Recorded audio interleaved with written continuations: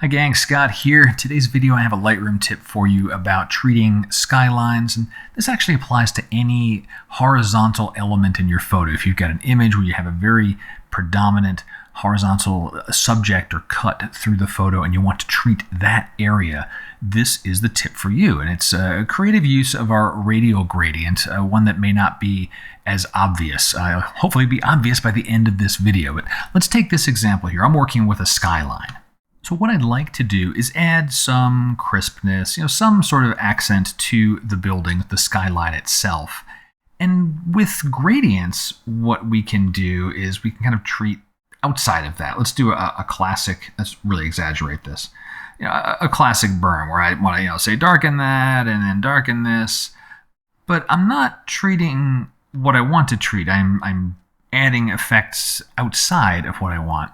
And in Lightroom, I don't have a reflected gradient or an inverted gradient where I can treat this inner band and then fade things out. Other tools like Photo Raw has that. I don't have that here. So what can I do? What's the option? Well, we have our radial filter, right? We have a radial, and I'll keep that really deep exposure right now. I have invert checked on the radial, so I'll treat the inside. And this is kind of good. All right, this is getting me where I want to go, but I'm starting to, kind of bump up against the edges of my photo here, and how can I get this radial the way I want it? I don't want to go too tall because now I'm covering too much of the water and everything. I want this to be very tight across what is a predominantly horizontal feature. This is a 5 or 6 panel stitch for a panoramic. So the answer is to zoom out. And so to do that, Command or Control minus, and one or two should do it. One's probably enough. I'll do 2 for good measure. Now I'm really zoomed out, but I still have controls over my pins, and I can stretch this way out. What's that doing?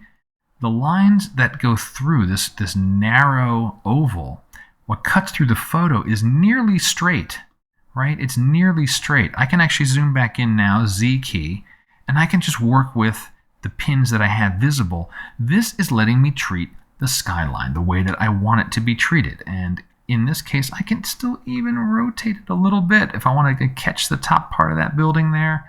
Maybe fade that out, something like that. And then I can dial in the settings that I really want. I probably want some texture here, maybe a touch of clarity, maybe a little bit of warmth, to add almost like a little sunrise glow to it. This actually was just around sunrise, and the sun was rising to camera right, so it starts to make sense. But all of that is being treated on just what's inside the radial.